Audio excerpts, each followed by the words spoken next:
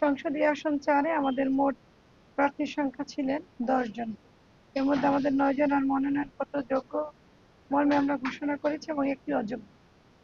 আমাদের সংসদীয় আসন ৫-এ মোট মনোনয়নপত্রের সংখ্যা ছিল আমাদের ১১টি।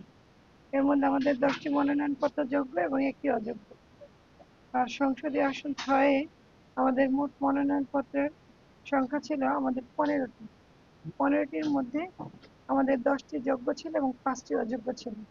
অর্থাৎ আমাদের মোট 36টির মধ্যে আমাদের 7টি অযোগ্য ছিল এবং 29টি আমাদের 29টি আমাদের যোগ্য। এবং যেগুলো অযোগ্য হয়েছে সেগুলো মোটামুটি ম্যাক্সিমামই আমাদের স্বতন্ত্র প্রার্থীদের যে 1% জনিত যে সমস্যা ছিল, এই 1% জনিত সমস্যার কারণে মোটামুটি আমাদের বাতিল হয়েছে। অবশ্যই নির্বাচনী আচরণবিধি তাদেরকে মেনটেন করতে হবে। নির্বাচনের 3 সপ্তাহ আগে এবং নির্বাচনের 2 দিন পূর্ব পর্যন্ত এই প্রচারণা তাদের চলবে। এর মধ্যে আমাদের আচরণবিধির যেন কোনো লঙ্ঘন না হয় এটা বলে দিয়েছে এবং 3 সপ্তাহের পূর্বে যেন কোনোভাবে কোনো অবস্থাতেই তারা যেন মাঠে শোডাউন না করেন, এ ব্যাপারে তাদেরকে আমরা একটু কঠিনভাবেই তাদেরকে আমরা নির্দেশনা দিয়েছি। ব্যত্যয় হলে আমরা আইনানুগ ব্যবস্থা গ্রহণ করব। মোটরসাইকেল শোডাউন আমাদের কাছে আসলে নিশ্চয়ই আমরা ব্যবস্থা নিব।